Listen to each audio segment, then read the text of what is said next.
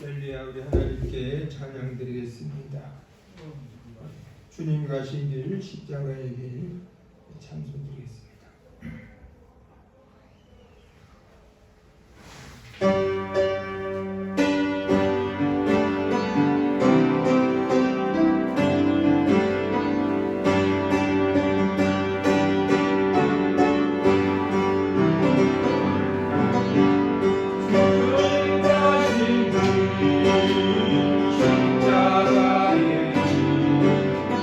외로워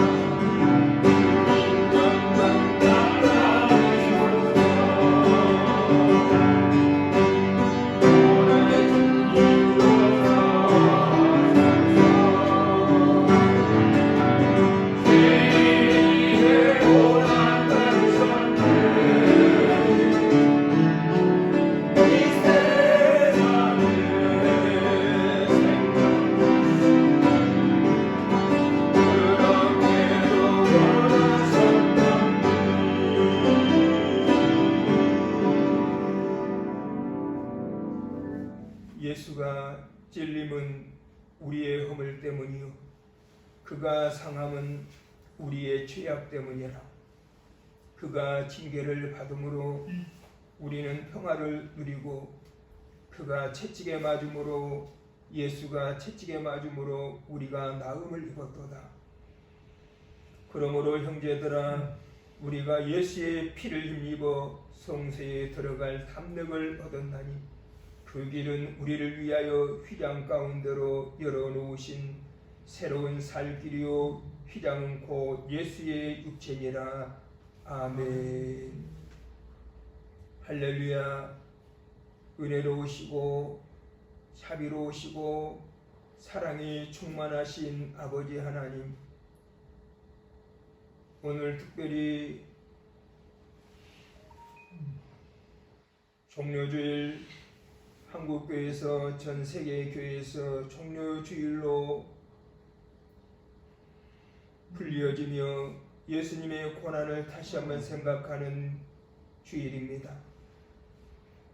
우리의 죄와 허물이 너무나도 무겁고 무서워 우리는 그에 대한 심판을 당하여 영원한 형벌, 영원한 지옥 속에 들어갈 수밖에 없었던 운명이었사오나 하나님께서 우리를 불쌍히 여겨주시고 긍휼히 여겨주시고 사랑하여 주심으로 인하여서 하나님이신 예수님께서 이 세상에 인간의 몸을 입고 오셔서 고난의 삶을 사시고 마침내는 육체의 고난과 정신적인 고통과 하나님께 버림받는 고통을 당하시면서 희생제물이 되어주심으로 피 흘러 희생제물이 되어주심으로 인하여서 그 피값으로 우리가 죄사함 받고 구원받아 하나님의 귀한 자녀 천국 백성 된 것을 이 시간에 기억하며 우리 아버지 하나님께 감사하며 영광을 올립니다. 이 시간에도 우리가 예수 이름으로 아버지 앞에 나와 예배로서 영광을 돌리오니 아버지 하나님께서 우리를 영접하여 주시고 우리의 은혜를 베풀어 주시고 하늘문을 열어주시고 믿음의 샘을 주시고 삶의 소망을 더하여 주시기를 원합니다. 예수의 고난을 생각하며 예수의 피 흘려 희생하심을 생각하며 더욱더 부활의 소망을 가지며 부활의 능력으로 이 세상을 살아갈 수 있도록 저희들에게 하늘의 능력으로 성령의 권능으로 충만하게 채워주시기를 원합니다. 코로나 여파로 인하여서 아직도 교회 출석이 자유롭지 못한 우리 교우들 각 가정에서 하나님께 예배를 드리는 줄 믿사오니 주님께서 그곳에서도 기뻐 받아주시고 은혜 베풀어 주시고 영광을 받아 주시옵소서. 이 시간에 전국 곳곳에 세계 곳곳에 우리 주 예수님의 이름으로 모여서 예배드리는 교회마다 곳곳마다 함께 해주시고 영광 받아주시고 은혜를 허락해 주시기를 원하옵고 이 모든 말씀을 우리를 위해서 피 흘러 희생해 주시고 부활하신 그리스도 예수님의 이름으로 기도 올리옵나이다. 아멘. 사도신경을 통해서 우리 하나님께 신앙 고백을 올리겠습니다. 나는 전능하신 아버지 하나님 천지의 창조주를 믿습니다. 나는 그의 유일하신 아들 우리 주 예수 그리스도를 믿습니다. 그는 성령으로 잉태되어 동정녀 마리아에게서 나시고 본디오 빌라도에게 고난을 받아 십자가에 못 박혀 죽으시고 장사된 지 사흘 만에 죽은 자 가운데서 다시 살아나셨으니 하늘에 오르시어 전능하신 아버지 하나님 우편에 앉아 계시다가 거기로부터 살아있는 자와 죽은 자를 심판하러 오십니다. 나는 성령을 믿으며 거룩한 공교회와 성도의 교제와 죄를 용서받는 것과 몸의 부활과 영생을 믿습니다. 아멘. 찬송 드리겠습니다. 147장입니다.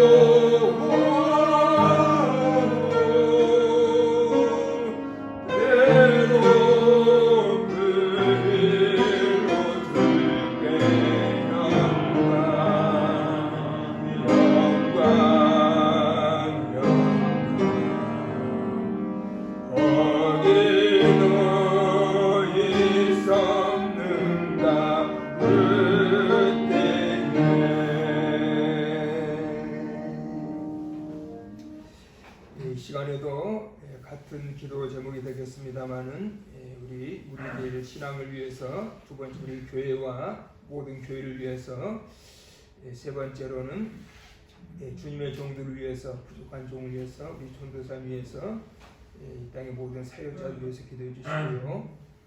네 번째로는 코로나가 이제 점점 물러가는 그런 분위기입니다. 그리고 요즘에는 코로나도 우리가 예방 접종을 했으면은 그렇게 심하지 않다는 것이 대체적이고, 물론 간혹 위중증으로 가는 경우도 있지만은 우리가 방역 지침을 잘 지키면서 또 이런 코로나를 통해서 주시고자 하는 주님의 음성도 듣고, 또 전쟁의 소식을 통해서 주님의 음성을 듣는 우리들의 영적인 귀가 열려달라고, 그래서 주님의 뜻을 깨닫고 돌이킬 수 있는 모든 주님의 백성들과 인류가 될 수 있도록 위해서 기도해 주시고, 그리고 다섯 번째로는 환자들을 위해서 기도해 주시기 바랍니다. 재치게 맞으시 예수 이름으로 저희들의 모든 질병을 치료해 달라고, 암병도 치료해 주시고, 또 뇌경색도 치료해 주시고, 또 뇌출혈도 치료해 주시고, 마음의 병도 치료해 주시고, 모든 병을 다 고쳐달라고 그래서 건강한 모습으로 주님께 영광 돌리는 우리들의 삶이 될 수 있도록 위해서 기도해 주시고요. 우리 교회 식구들의 가정들을 위해서, 사업들을 위해서, 생각들을 위해서 범사를 하나님께서 함께 해달라고 기도해 주시고, 각 개인의 제목을 듣고 기도하실 때 우리 한 5분에서 7분 정도 기도해 주시길 바라겠습니다. 할렐루야.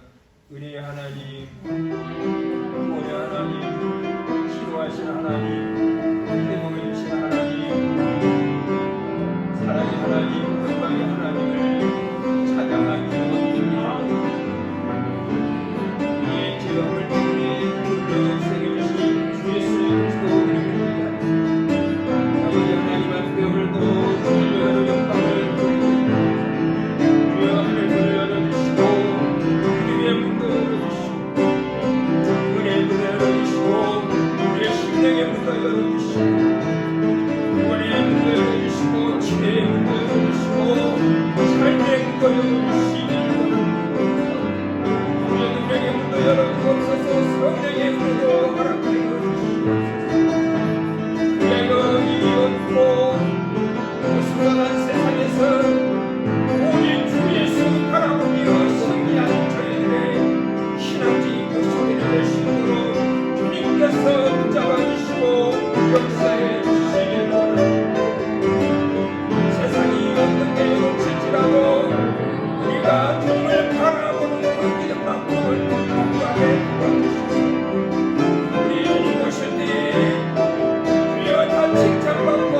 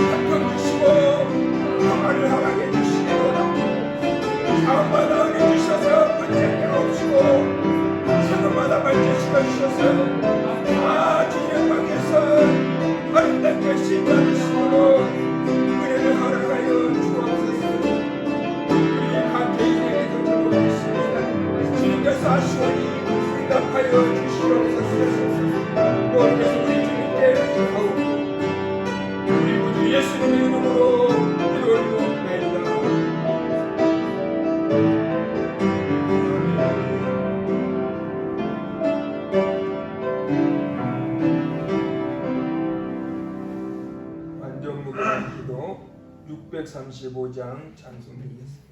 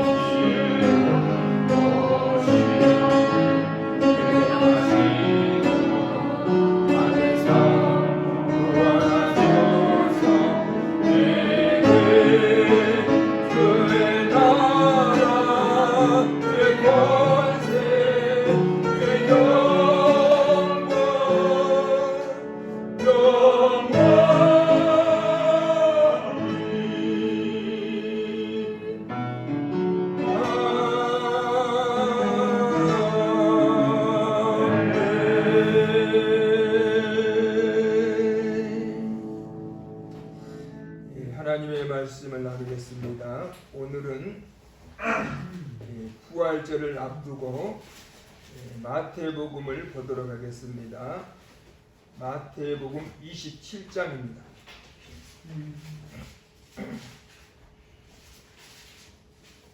27장 45절부터 54절까지 우리 자리에서 일어서서 교독하겠습니다. 제가 먼저 제6시로부터 온 땅에 어둠이 임하여 제9시까지 계속되더니 제9시 중에 예수께서 크게 소리질러 이르시되 엘리 라마 사박다니 하시니 이는 곧 나의 하나님 나의 하나님 어찌하여 나를 버리셨나이까 하는 뜻이라. 거기 섰던 자 중 어떤 이들이 듣고 이르되 이 사람이 엘리야를 부른다 하고 그 중에 한 사람이 곧 달려가서 해면을 가져다가 신포도주에 적시어 갈대에 떼어 마시게 하거든. 그 남은 사람들이 이르되 가만두라 엘리야가 와서 그를 구원하나 보자 하더라. 예수께서 다시 크게 소리 지르시고 영이 떠나시니라. 이에 성서 휘장이 위로부터 아래까지 찢어져 풀이 되고 땅이 진동하며 바위가 터지고 무덤이 열리며 작은 소의 눈이 많이 일어나되 예수의 부활 후에 그들이 무덤에서 나와서 거룩한 성에 들어가 많은 사람에게 보이니라. 백부장과 및 함께 예수를 지키던 자들이 지진과 그 일어난 일들을 보고 심히 두려워하여 이르되 이는 진실로 하나님의 아들이었도다 하더라. 아멘.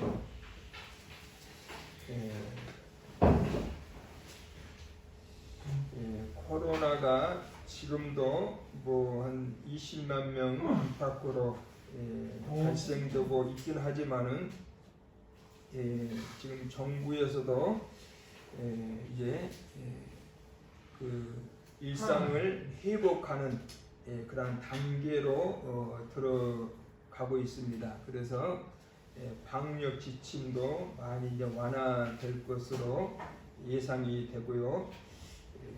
그리고 뭐 이미 국민들은 봄 되니까 곳곳에 벚꽃놀이, 뭐 상충객들이 몰려다니는 걸 보니까 이제 방역 규제를 한다고 해서 국민들이 따라줄 것도 같지도 않고 지금 뭐 확진될 사람들이 거의 다 확진됐고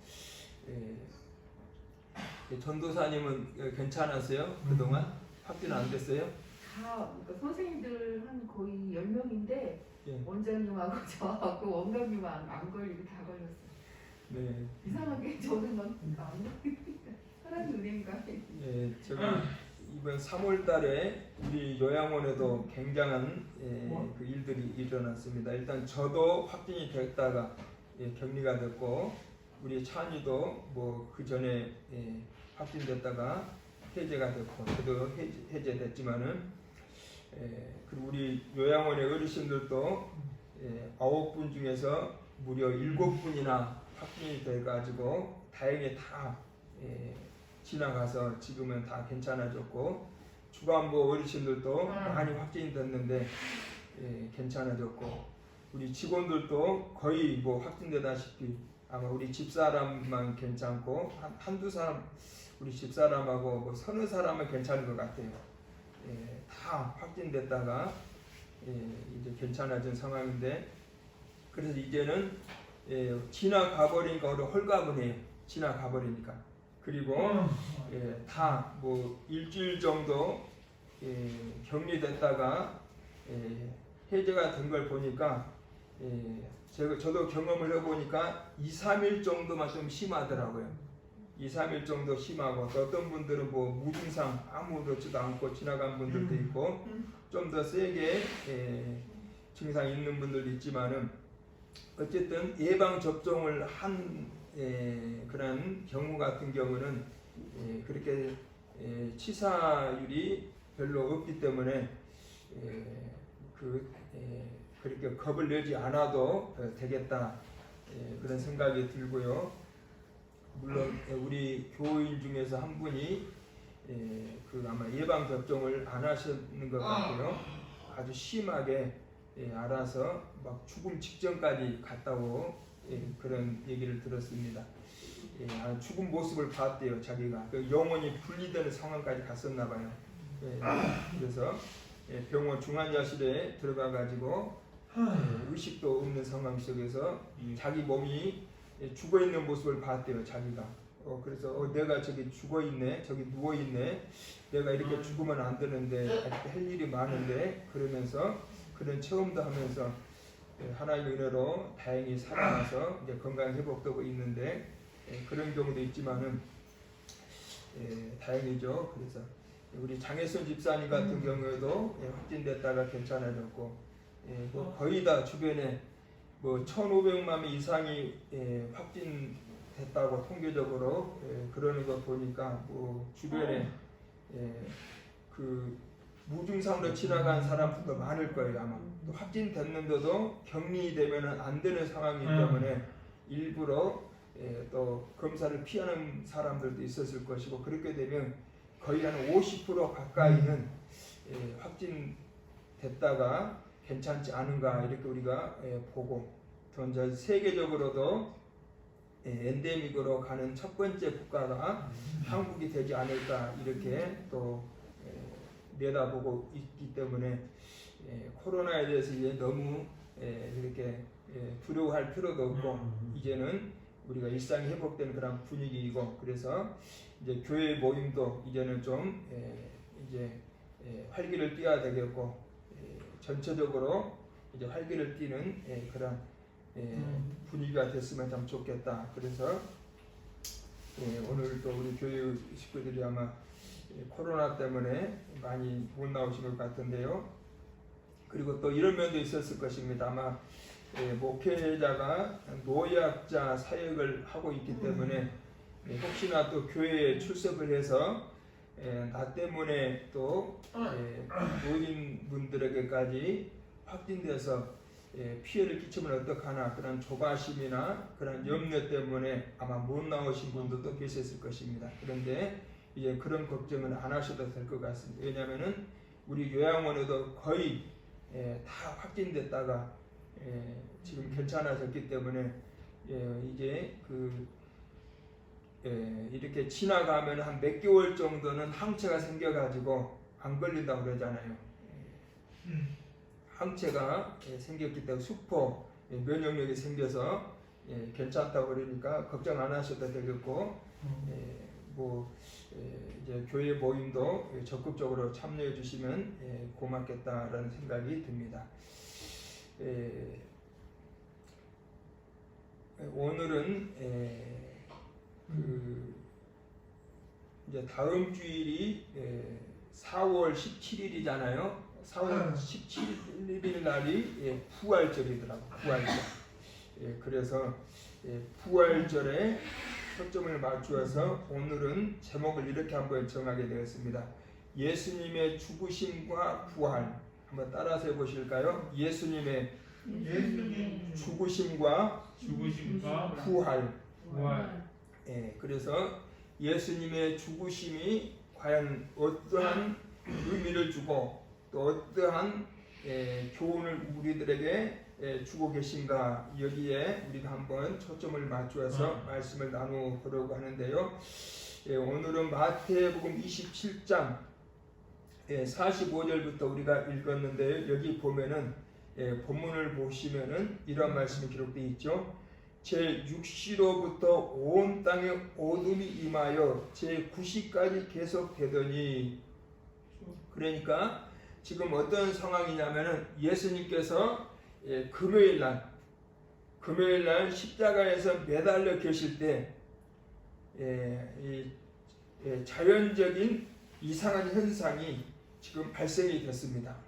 예수님이 십자가에서 매달려 계실 때 이 자연 현상이 어떻게 됐냐면은 해가 빛을 잃어버렸다는 것이죠. 깜깜함이 임했다는 것이죠. 제6시로부터 9시까지 우리나라 시간으로 보면은 이렇게 볼 수가 있습니다. 그 12시부터 오후 3시까지 12시부터 오후 3시까지 온 세상이 어둠이 임했다. 자, 보세요. 그러면은 12시는 어때요? 12시부터 오후 3시까지는 사실 해가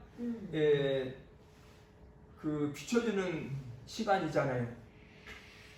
그런데 지금 깜깜함이 임한 거예요.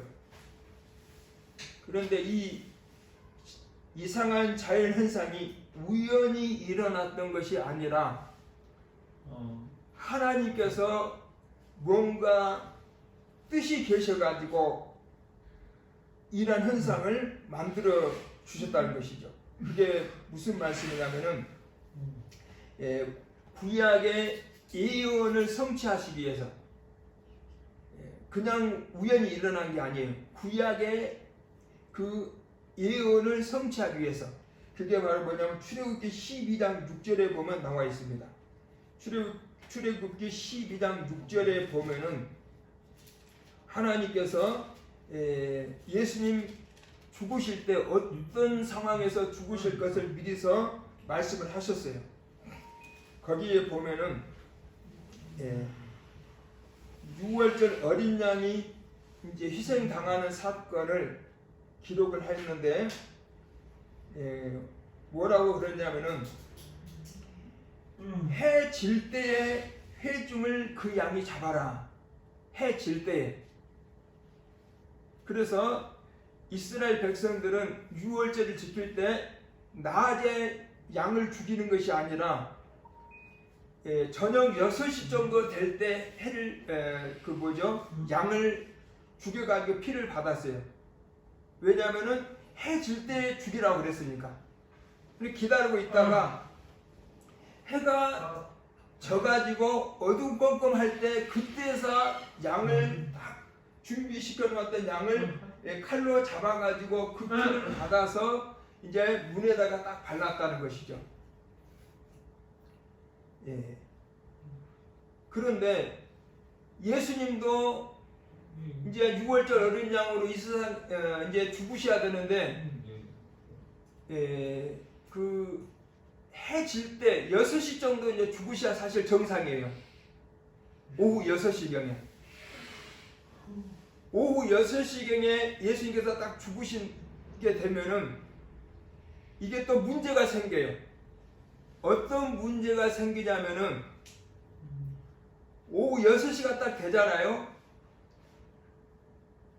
깜깜해지는 시간에 딱 예수님께서 죽으시잖아요. 자연적인 상황 속에서 그러면 하나님의 계획에 막대한 방해가 생기는데, 장애물이 생기는데, 예수님의 시신을 누가 장사를 치러줄 사람이 없는 거예요. 예수님의 시신을 무덤 속에 묻어야 되는데, 왜 그러냐면은 유대인들은 안식일 법에 너무나도 철저해가지고 안식일이 되면 아예 이 일을 안 해요. 모든 일을 올스톱을 해버려요. 그러면 유대인들이 안식일을 언제 지키느냐? 금요일 해 질 때부터 토요일 해 질 때까지. 그러니까 금요일 해 질 때 오후 6시경에 예수님께서 죽으시면 유대인들이 안식일법에 걸리기 때문에 누가 장례를 안 치러준다는 거죠. 그럼 예수님의 시신이 밤새 하루 동안 24시간 동안 금요일 밤부터 토요일 밤까지는 예수님의 시신 그대로 십자가에서 매달려 그냥 방치돼 버리는 거예요. 그럼 하나님의 계획이 안 돼요. 왜냐하면 또 성경에 보면 예수님의 시신은 죽으신 당일날 또 무덤 속에 들어가게 돼 있어요. 죽으신 그날. 그러니까 오후 6시에 예수님께서 운명을 하시면 안 된다는 거죠. 그래서 하나님께서 아주 기적적으로 이 12시부터 오후 3시까지 온 땅에 깜깜한 임하게 하신 거예요. 그러니까 해 질 때 예언이 이루어져요, 안 이루어져요? 해 질 때 예수님의 희생 당할 것이 이루어지잖아요. 시간은 비록 틀리지만은 자연 현상은 똑같잖아요. 해 질 때, 해가 안 보일 때. 그래서 예수님께서 오후 3시에 딱 운명을 하셨잖아요. 그러니까 3시간이라는 여유가 생겼어요. 안식일이 되기까지. 그러니까 아리마대 요셉이라는 사람이 빌라도에 가가지고 예수님의 시신을 요청을 하잖아요. 장사 지내겠다고. 3시간 만에 초스피드로 장사를 딱 맞춰버리니까 정확하게 출애굽기의 12장의 6절의 예언이 딱 이루어지는 거죠. 사람이 하는 게 아니에요. 하나님께서 약속하시고 하나님께서 성취하시는 거예요. 그래서 제6시로부터 온 땅에 어둠이 임하여 제9시까지 계속된다는 것은 출애굽기 12장 6절에 해질 때 어린 양을 잡으라는 그 예언을 성취하시는 하나님의 이 약속이 이루어지는 이 모습을 우리가 여기서 볼 수가 있는 거죠. 46절로 가게 되면 이제 어떤 상황입니까? 예수님께서 이제 죽으시기 전에 마지막으로 뭐라고 그러십니까? 제9시쯤에, 그러니까 오후 3시쯤에 크게 소리질러 이르시되 엘리 엘리 라마 사박다니 하고 크게 소리를 지르십니다. 이 말씀이 나의 하나님 나의 하나님 어찌하여 나를 버리셨나이까. 지금 예수님이 하나님께 지금 버림받은 심정을 지금 여기서 절규하시는 거예요. 자, 하나님께 버림받은 예수님의 그 심정이 얼마나 고통스러웠겠습니까? 최고의 인간의 고통이라면은 아마 하나님과의 단절된 그 느낌, 하나님이 없는 그 인생, 아마 영원히 죽은 사람들은 그걸 못 느낄 거예요. 불신자들은. 그러나 영원히 있는 우리 하나님의 백성들은 하나님께서 나를 버리셨다고 만일에 그렇게 느끼신다면 그 고통은 아마 엄청난 영적인 고통일 것입니다. 저도 사실은 하나님을 떠났을 때 그때도 물론 하나님이 여전히 제 곁에 계셨지만은 제 느낌으로는 제가 하나님을 떠났기 때문에 하나님이 안 계신 줄 알았어요. 그렇기 때문에 인생을 살아갈 때 굉장히 불안했어요. 그래가지고 막 이상한 병도 들고 그랬잖아요. 그래서 하나님 없는 그 인생은 너무나도 고통스럽고 불쌍한 거예요. 그래서 예수님께서 지금 하나님께 지금 버림을 당하셨다고 그러면 호소를 하고 계시잖아요. 그래서 사실 예수님은 첫 번째로 육신의 고통을 당하셨고, 두 번째로는 정신적인 고통을 당하셨고, 세 번째로는 영혼의 고통을 당하신 거예요. 무슨 말씀이냐면은 십자가에 매달려 계실 때 얼마나 고통스럽겠어요. 매 맞고 채찍에 맞고 그래가지고 온몸이 찢겨지고 거기서 진물이 나고 피가 흘릴 때에, 그리고 그 십자가에서 몸이 축 처져 가지고 있을 때가 얼마나 고통스럽게, 이게 바로 육체적인 고통이에요. 그리고 정신적인 고통은 뭐냐면은 예수님에 대해서 수많은 사람들은 비난을 하는 거예요. 막 조롱을 하는 거예요. 놀려먹는 거예요. 하나님의 아들이거든. 거기서 기적을 행해봐라. 십자가에서 내려오라 스스로. 얼마나 조롱하고 모욕하고 아주 수치스러운 별소리를 다 했겠습니까? 그게 바로 예수니까 얼마나 그 정신적인 고통, 심적 고통이 컸겠어요. 그것뿐만 아니에요. 영혼의 고통까지, 하나님께 버림당하는 그 고통까지 예수님이 당하셨다는 것이죠. 삼중고 하나만 해도 고통스러운데 그 왜 그랬겠습니까? 사실 그 고통은 우리가 당해야 될 고통이었던 거예요. 우리가 지옥의 형벌을 당하고 하나님께 버림당하고 우리가 정말 수치를 당하고 우리가 정말 고통을 당해야 되는데 우리 대신에 예수님께서 대신 당해주신 거죠. 우리의 죄를 대신해서 예수님께서 죄값을 담당하셨기 때문에. 그래서 예수님께서 지금 삼중고의 고통을 당하시는데 그 중에서 가장 영적인 고통이 심한 것인데, 지금 하나님께 버림당하는 이 영적인 고통을 어찌하여 나를 버리셨나이까 라고 지금 호소하시는 예수님의 모습을 볼 수가 있습니다. 그래서 지금 예수님께서 이 고통을 당하시는데 48절에 보면은 신포도주의 적시여서 예수님께서 마시게 했죠.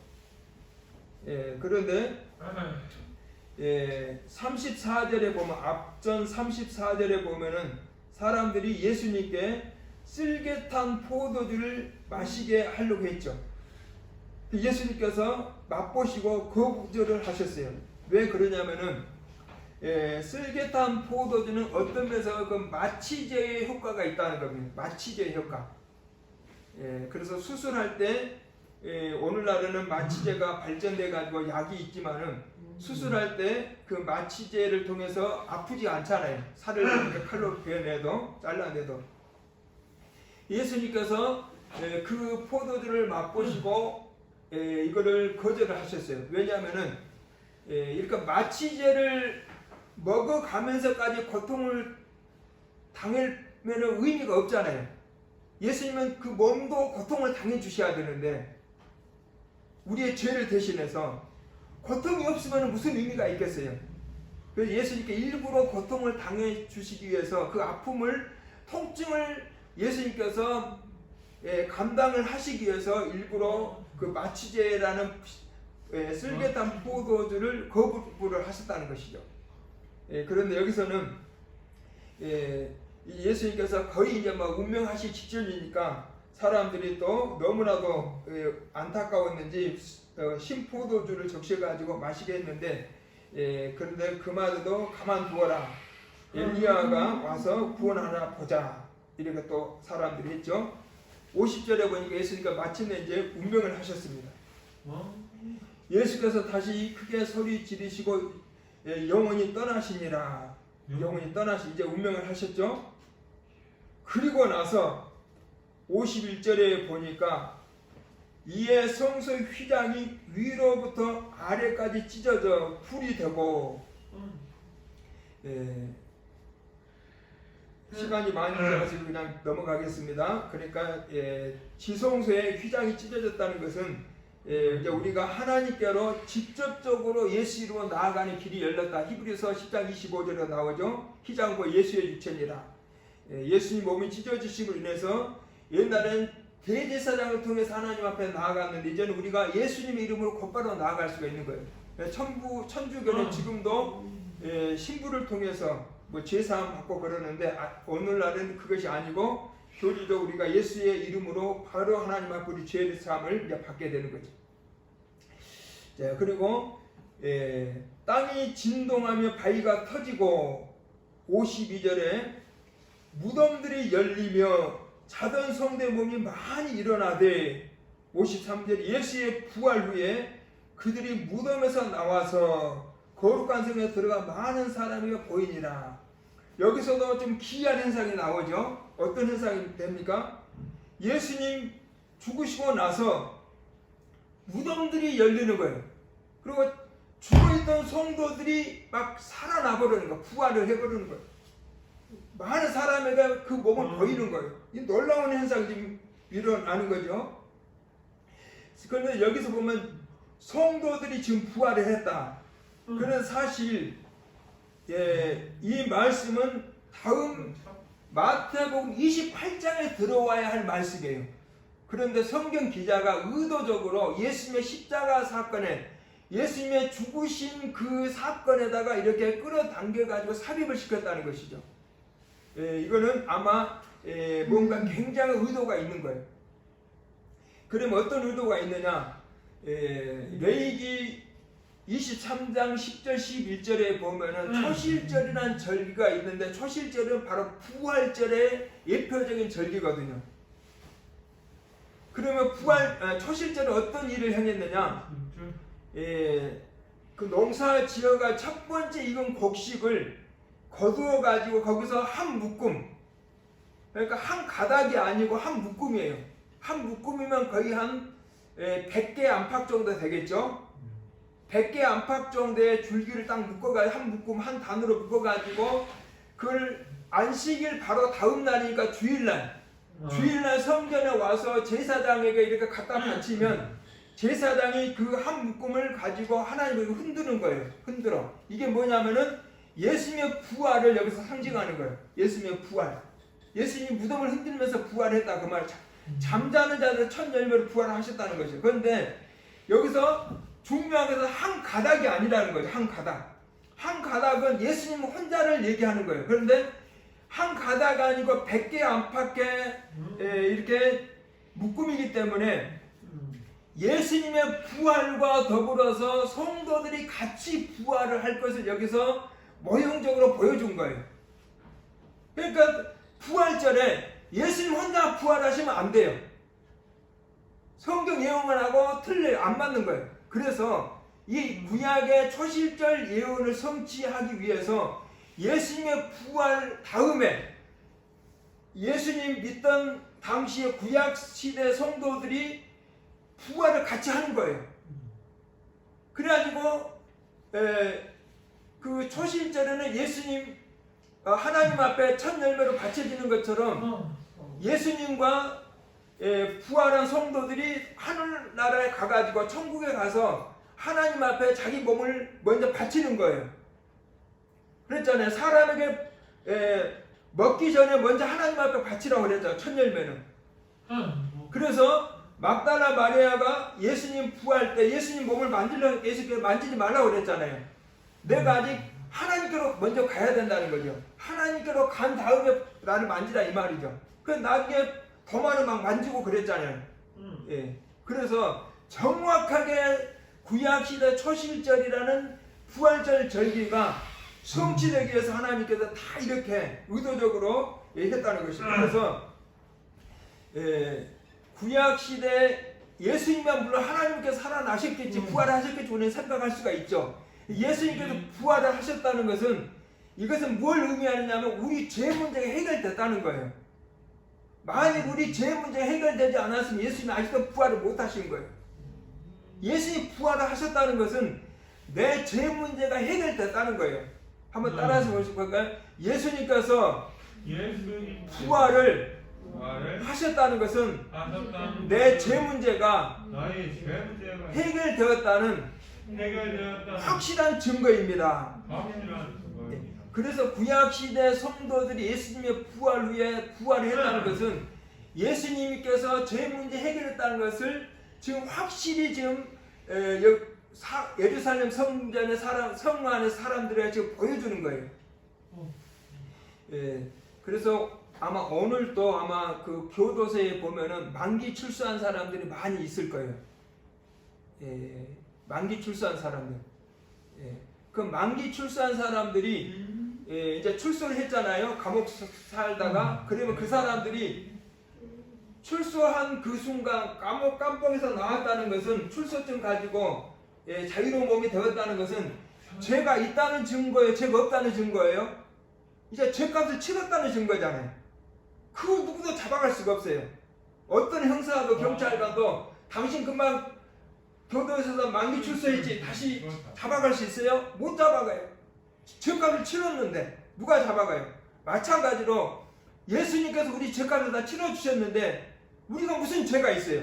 하나님께 우리를 죄인으로 안 보신다는 거죠.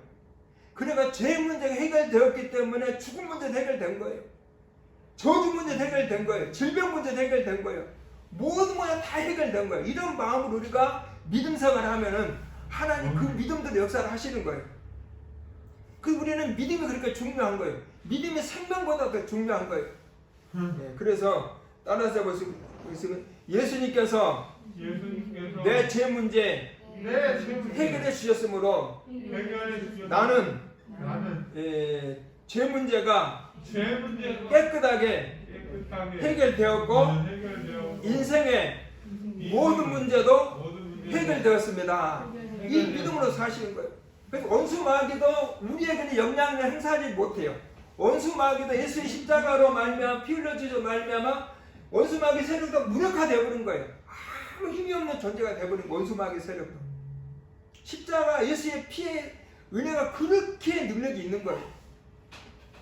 그래서 예수의 십자가 죽으심과 부활을 우리가 다시 한번 우리가 이 교훈을 받아서 예수의 죽으심과 부활을 다시 한번 우리가 기억하면서 이 부활의 능력으로 예수 십자가 피의 능력으로 부활의 능력으로 이 세상을 담대하게 살아가시기를 우리 주님의 이름으로 축원합니다. 할렐루야. 하나님 아버지 감사합니다. 예수의 죽으심과 부활로 말미암아 우리의 죄 문제 해결되었음을 우리가 믿습니다. 죄 문제가 해결되었으므로 말미암아 원수마귀의 세력은 무력화되었고 우리가 죽음 문제, 질병 문제, 인생의 모든 문제가 다 해결되었으므로 이 믿음 가지고 이 세상 담대하게 살아가 아버지 하나님 영광 돌리며 살아가는 우리 모두가 다 되게 역사하여 주시옵소서. 아멘. 우리 죄 때문에 피 흘려 죽으시고 부활하신 그리스도 예수님의 이름으로 기도 올리옵나이다. 아멘. 찬송 드리겠습니다. 161장입니다.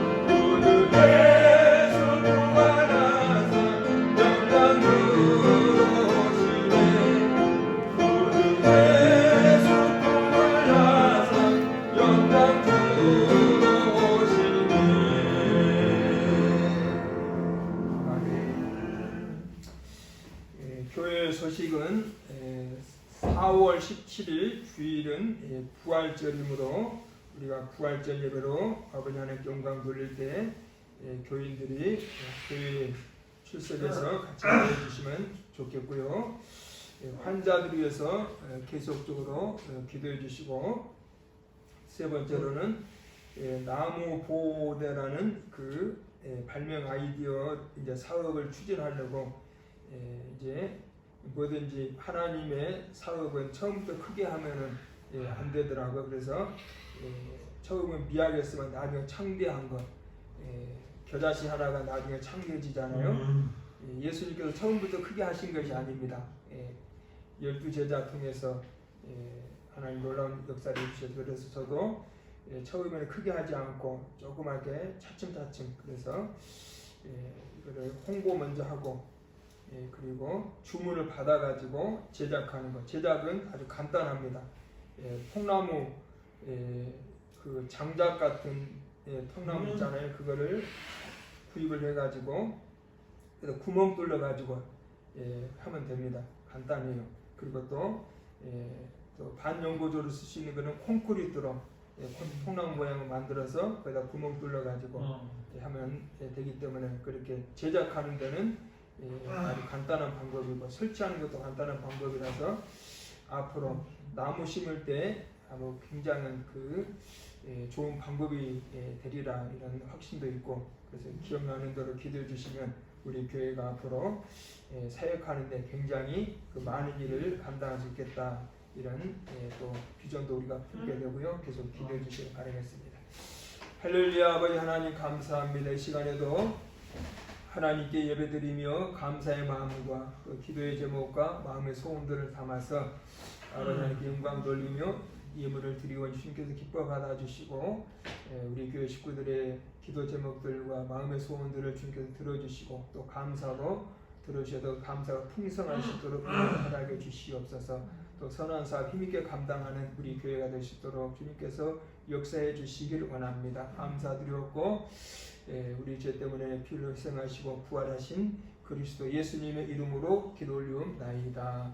아멘. 우리 주 예수 그리스도의 크신 은혜와 하나님 아버지의 한없는 사랑과 성령님의 인도 역사 충만하심이 오늘 또 예배로서 하나님께 영광 돌리는 주님의 귀한 백성들 머리머리 위에와 저들의 가정과 사업과 성과 범사에, 그리고 한국교회와 이 나라 민족 영원토록 함께 있기를 예수님의 이름으로 축원하옵나이다. 아멘.